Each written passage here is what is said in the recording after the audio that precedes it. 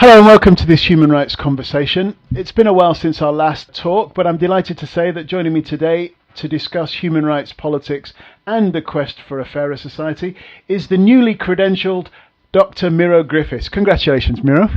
Thank you, Nigel. A doctorate to go with your MBE. You are a pillar of the establishment, really. Now. Yeah, so many names I can change on my Amazon account. Indeed. For our first topic, Miro, it's 10 years since the devastating global financial crash. There's been a lot of think pieces and commentary on the effects of this global meltdown. So now I want you to weigh in with your thoughts on how politics has changed since 2008, 2009. Well, I think there's been a lot of feeling of discontent with the political system.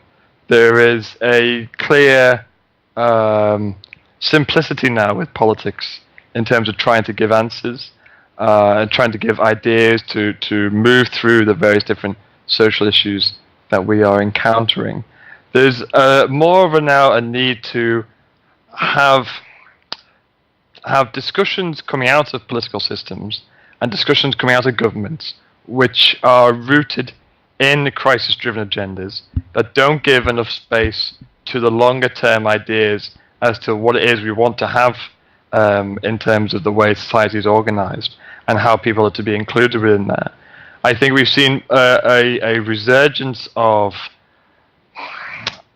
right-wing nationalistic principles which people see as an answer to the deep dissatisfaction with the current political, economic, cultural structures that they're engaging with. And again, I think that to even a wider extent, the left as well has got a major issue because it has no vision to offer, a coherent vision to offer to people.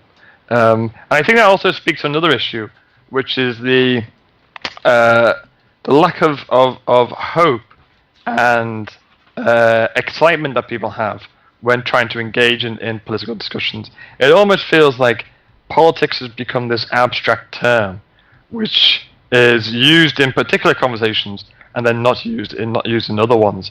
And I think there's a real need to ensure we engage with discussions that recognize the importance of the political issues that we're talking about, and also see the political nature of the topics that we are engaging with. So it's very much around trying to understand how our personal experiences fit into those wider political and social contexts that we find ourselves in. And I think it's also about celebrating the resistance over the many years that have taken place in order to either highlight the injustices that have come prior to and since the 2008-2009 events, and to use that as a way of actually building hope for saying that there is an alternative, there is a different way of being, but equally as well as to recognize what forms of resistance have taken place through direct action, through civil society organizations occupying spaces to try to create change or try to highlight issues, and to use that as a stepping stone to actually building more of a dialogue which is rooted in the ideas of saying there is something else on offer. And equally, it tries to push back against the very dominant ideas that are coming out of Europe and beyond, which are perpetuating this very much nationalistic, populist drive, which is so simplistic and so rooted in hostility that it's very unsettling as to what could take place if change isn't brought forward. I was quite surprised when you said that the left has no vision to offer. When I look around, I see quite an ambitious agenda on the part of the government in Portugal. We saw recently the surprise electoral performance of Corbyn's Labour Party at the last general election in the United Kingdom. We see the rise of left-of-centre movements in Greece, Spain and even the United States. Why are you so discouraged by the offer of the left around Western democracies? So I think that there's an issue around recognising how the left is occupied various different agendas and various different pressure groups and social movements, and many of them together are starting to challenge each other and fight against each other rather than try to unite with a clear vision as to what it is on offer. Now you've highlighted many cases there where there are groups of the left who are trying to engage in the current political structures. But again, my feeling and my sense when I read or when I listen or watch what it is that they're offering is very much a reaction to what is currently happening, and that's a reflection of the way our political systems work, particularly within Western society. So what I'm actually asking for is more of a understanding that we have different groups that need to come together in order to have similarities and commonalities between their various different causes, and also to offer a vision of hope and possibility that isn't an immediate reaction to what is happening now, but is one where actually it will bring people together and bring people on board in order to think about what it is we want from the way society is organized in the future. And a great example of this would be my reaction to the way the discussion around the European Union and countries whether they want to remain a member of the European Union. Now, many groups who are wanting to keep their country in the European Union are not offering a long-term vision as to what is possible with a united Europe. What they are offering is a reaction to say, well, you want this because the alternative is much worse. And that doesn't give any vision to anybody. It doesn't give any vision to an individual who is deeply dissatisfied with their current living conditions and standards. So what we need to see is more of a discussion and space emerging which brings together these different groups in order to think about how to have a clear and coherent vision which is precise, which is not about reacting to what a right-wing or centre-right party is doing, but more saying, you can have that, but actually we could also have these possibilities and these preferable and possible scenarios which we can then go towards in order to create something which is fair, safe, inclusive, and equitable for many people. In my political lifetime, Miro, disputes among the left have been almost daily. So that would be my first response. The second one about the offering of a clear vision. Isn't there always the fear on the left, as I see it, that this clear vision almost always becomes a kind of third way, Blairite centrism, which ends up disappointing those people on the left? Perhaps that's the reason why. In fact, you could say that these sort of doctrinal disputes are absolutely necessary so that the offer of the left can become coherent. Because we've had this conversation, we've been going back and forth on this for a long time now, that the left has been caricatured as just being obsessed with identity politics at a time where identity politics matter, of course, but people also want an economic vision.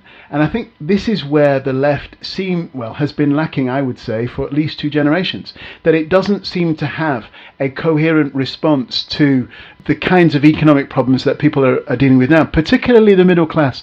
And it's something that I want to get into later when we discuss the rise of the Gilets jaunes and other protest movements. The left doesn't seem to have a response to those particular concerns of the lower and middle class who are worried by their position in society, their increasingly fragile position in society. Do you think that's a fair analysis of where we are? No, I think it is a fair analysis, but I would come back on a number of points there. So one is it's the recognition of the way we currently organize ourselves and the way our life is played out rests upon a deliberate choice of injustice and marginalization and oppression. So the question is we have to think about how all of us, even those of us who are more empathetic to the discussions that we're having right now, the question is assessing ourselves and thinking what it is that we do that contributes towards further marginalization, as well as what we're trying to do to actually address that marginalization. Because all of us are doing that. Even myself, as somebody who works within social justice issues, on a daily basis, I am contributing towards people's marginalization and oppression in the choices that I make, in the ways that I prioritize things, in the services that I access, and so on. So there is a desperate need for that. But what I'm asking for is I want the left to be more radical in its approaches to get people on board and to get discussions going as to what it is that we want. Now, we've discussed before in previous podcasts about where do we go to actually have these discussions around societal organisation, thinking about our social structures and so on. But where is the discussion, say, for example, with those who are really disengaged with politics and who we've ignored and left behind? Because the political system in many countries is just to speak to a very specific cohort in order to protect that membership basis, in order to have the same cycle of people getting the same level of votes and people are staying in the same positions and so on. But what we need is more radical politics to ensure that actually our political infrastructure and system operates differently, operates where there's actually more opportunities for people to engage within it who have never engaged beforehand, and to bring people into the discussion, such as young people, such as children, such as older people in different social classes, to ensure that they actually see a relevance between their personal experiences and what it is that is being discussed within the political systems. Because when I put on my television yesterday, for example, and there is data, again, I haven't analysed the data, so I don't know how credible it is, but when you've got discussions around how people are more trustworthy of celebrities than they are of political figures, well, that's not something to brush away, actually. That's a really serious issue, which is plaguing the discussions that take place on the contemporary social issues within society. And if we want to change that, it's about actually ensuring that politics becomes more accessible and available to people, and that they have an opportunity to actually realize and draw links between those discussions and what is happening on a daily basis. And this goes back to the point you were making before around the agenda on the left. And again, I would be somebody who sees the importance of identity politics, but I want it married with or combined with the traditional issues of what we may refer to as class-based issues as well, in order to actually bring the two areas together, so that we can then produce a vision from that as well. Because for some people, as somebody who works in disability rights, there are some people who we're speaking about similar issues, but would have no interest in the lives of disabled people. Now, there's a need to try and convince and bring people on board and have discussions within that. But equally, there is a responsibility as me, as somebody who engages proactively with these topics, to make them accessible and to draw relevance between what is happening, say, for disabled people, as much as it is happening for people who are on low socioeconomic standards. So it's about trying to bring those links together, and I don't see enough being done within the well-established, influential groups on the left, being who have failed to do that so far. And I think that if the left wants to survive and the left wants to push forward with having a sustainable and effective vision and platform to have that vision, then it needs to radically change from what it's doing at the moment. Otherwise, we will have this. We will have the continued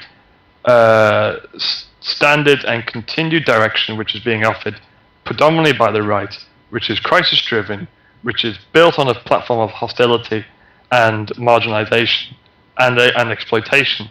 And we will get to the point where we are so consumed by our individual responsibility that we will see no merit from actually thinking about the collective and the importance of the collective in structuring society. I hear this argument made very often, Miro, but it always strikes me as yet more evidence of the reach and depth of the assisted society. You talk about these people who are estranged from politics, disengaged, and we need to make more of an effort to get them. Well, why? We have a representative democracy. Everybody knows that every vote counts. We should be encouraging people to vote. But what more can we do than we are already doing in order to engage these people in the process? Unless we move to compulsory voting, there will always be people who find other things to do, watch television, eat pizza, whatever it might be. The fact is that the system is as it is. Why is the left, you, others, so obsessed with the notion that somehow, structurally, people are kept out of the system? What's the evidence for that? Well, firstly, you could look at the membership basis of the political establishment. as a disabled person, there is less than 5% in the UK government, parliamentarians who are disabled. There is a lack of political education for many people growing up. We now have numerous people trying to survive through having different jobs, 2, 3, 4, 4 jobs in order to continue to survive on a daily basis, and that then draws a time and focus away from being part of your community, away from being involved in local political parties, trade unions, and so on. So actually, you can turn on your television and there is 500 channels, and maybe 2 of them will be dedicated to discussing contemporary issues at a particular time. So actually, we can say that the individual takes responsibility for this, but actually, it's a naive response to make, because what effectively happens is we say, if we constantly go down the route of saying, you take responsibility for this, you have to try better if you want to engage, well then it dismisses all of the historical and contemporary issues which has created the system that we're in now. And that's why I want to see more of a focus on trying to unpack and consider what it is that allows for the way that the society is organized at the moment, in order to address that. Because, and this links back to my points around, talked before around ableism and in terms of disabled people's marginalization. Society has created the ideal, typical human being, and it's somebody who belongs to certain characteristics, who has a certain level of education, who has certain political values, and those people who actually fit that model, or have a society which is trying to desperately seek those people, in turn marginalizes and alienates groups of people. And it's those people that I want to see have more opportunities, because it will be those people who are then able to actually really engage and change what it is that we have at the moment, and what it is that we want to try and get to, and be more radical. As I said before, we've lost the significance of these terms around what it means to have radical politics, what it means to have platforms of social justice. And I want to see us returning to those discussions and those ideas, to be really creative. And anyway, going back to what we've said in previous podcasts, this is an opportunity to reflect on the podcasts that we've had all through the year. And I think one thing that has come out of our podcast is that idea of hope. Is it always bending towards progression? Well, I said before, I don't believe that. But you have to have hope in order to actually create the social change that we want, or that at least what we're talking about. The fact remains is that the structural legal barriers that may well have existed in the past no longer apply. We can say that there is discouragement to certain groups to actively participate, because there is a sense that the barriers in society that exist will work against them, work against the expression of their political interests. But the Thatcher-Reagan experiment has worked, in the sense that it's changed the way that people see themselves and their individual responsibilities. So I put it to you, what are the mechanisms by which the changes that you want, Miro, could be achieved? A starting point would be that I would want to see more opportunities for younger people to be engaging in conversations around how they want their communities to function, and what is important for the way society is organized. We have none of those conversations. I've just done a piece of research discussing with young people about the importance of activism and social movements. That was my PhD. And again, those issues came up around, where is the space for us to engage at a local level about what it is that is a priority for our communities? Where can we discuss these important issues? Another point you made around the issue around opportunities to engage in the established political system. Well, actually, if we really draw down to it, you've got to have exceptional amount of wealth, or access to wealth, in order to run. You've got to have the means in order to have your needs met in order to do that. So just say, for example, just in the context of disability, if you're a disabled person, you want to run as a member of parliament. How is it that you're going to run your campaign when you actually have various different access needs, which won't be taken into account in the running of it? Where actually there are many people who can't get to their local political parties, or can't engage with their local political groups and communities in order to have their voices heard. You don't have the time to actually run a parliamentary campaign because you've got 2 or 3 jobs. So the people who do get those opportunities are the likes of me or you, in terms of having a decent career with a decent salary, and we've got the time to spare in the evenings if we want to engage in these discussions. What I'm saying is that we are if we go down the route of individual responsibility, and I agree with you, the ideas that have emerged during the neoliberal period are so embedded now into our systems that people don't necessarily see the significance of what it is that's happening to their lives and how this is having a major negative impact on their life. And the reason for that is because they've been bombarded with messages of you take responsibility for yourself.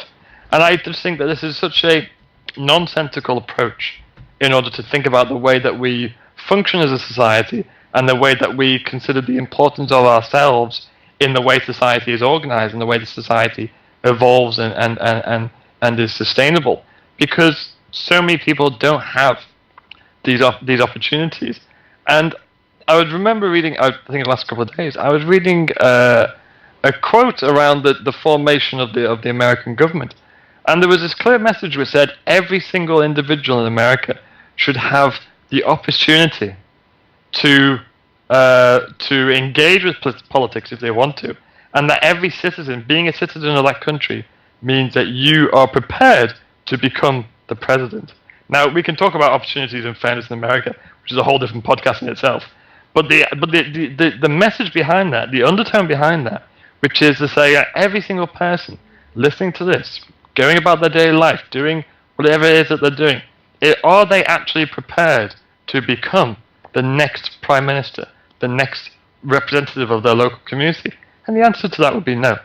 So why is that? And what is happening in that? And if we get an answer to those questions, and we create these opportunities for people to have that space and have those safe spaces to explore, to debate, to challenge, that's how we will unpick some of these issues. And that actually we ensure that those people who want the change then get into those influential positions to make the change. Because at the moment, you're just getting the same cycle of people with the same values, with the same views, emerging, coming into those positions, then moving on and leaving that space for the next replication of themselves to take those positions. And that doesn't create a change. That just sustains the problems. And it goes back to my point that I made before, is how much deliberate choice and action is taking place, which perpetuates and keeps things the way they are, which causes marginalization and inequality for people. And until we recognize that we are deliberately creating marginalization, and that actually this isn't about an individual's fault because they are unable to gain access to employment, or they're unable to have their access needs met on a daily basis. Until we realize that actually there is a collective responsibility to ensure that everybody has fairness of opportunity and is treated in line with their own access needs and their own needs, then we will be in a position to actually create the change that is necessary and that is required. What has been the impact of the financial crash and its consequences on the disability rights movement as you experience it? Well, there was an exceptional change to social security systems. There was the emergence of extensive austerity programs, which again, and I think we need to remember that austerity was one choice of many possibilities that could have been taken in order to rebuild economies. It's almost become now that the narrative is austerity was inevitable, and I don't necessarily buy that answer. So, but with the austerity program, you've seen a drastic changes to criteria for accessing support. Now, that isn't to say that what we had before was actually worthwhile and applicable to the needs of individuals. But what it went was that there was this frantic change of trying to get people off Social Security, of creating this culture and narrative of scrutiny, of questioning people's demand for adjustments or demand for access to services. Again, with this issue of individual responsibility, many people now who are unable to gain the right level of support or unable to have accessible opportunities in their community. There is a general feeling of, well, that's your fault. You should try harder, because there are pockets of examples where people have been able to succeed. So all of that together has created major problems. Till people are being there has been a return to institutionalization, or the expansion of institutionalization, and I wanted to see, for example, more mentioned by the Council of Europe on the deinstitutionalization agenda, and that hasn't come across. So there has been a reaction in that sense. There has been limited opportunities for people to engage with employment and higher education because of all these different cuts to support services and so on. There has been some very interesting evidence emerging around correlation between the reduction in support provision and the increase in suicides as well, which is not necessarily getting enough attention. So on the whole, there is a picture of disabled people experiencing further marginalization, further exploitation, and the narrative is, well, that it is inevitable because you have this economic choice that had to be made, and the narrative then is, well, actually, you should just try harder because other people have been able to succeed. And this goes back to the point that we've made throughout other podcasts, particularly the one on intersectionality, is that when providing services to disabled people and providing support mechanisms to disabled people, we don't see the significance of intersectionality in the way we create the frameworks, or in the way that we make our decisions, or in the way that we provide support. Because people may turn to me and say, well, look at you, you're working at university, you've got a decent package of support, and so on. But they don't realize, actually, I grew up in a middle class environment, and there was no issues there really. I'm white, I'm male, I'm heterosexual, so my experiences of marginalization are very particular, and that there are other people who are female, people who are transgender, people who are of different ages, of different backgrounds, who experience various different examples of discrimination and marginalization. And unfortunately, our systems and structures don't respond to that. So the problem then is that even when we talk about the marginalization of disabled people in society, we have to also remind ourselves that there are many people who have various different intersecting characteristics which perpetuate and accelerate and expand this experience of marginalization. But it's been dire, and it will continue to be dire until radical change is taken, and until we start building our systems and structures from the roots of social justice. And until we do that, we will just have the continuation of what we have now. And because disabled people don't fit into the ideal, typical person that we want within society, we will permanently be seen as the other, and therefore we will be subject to hostility and suspicion.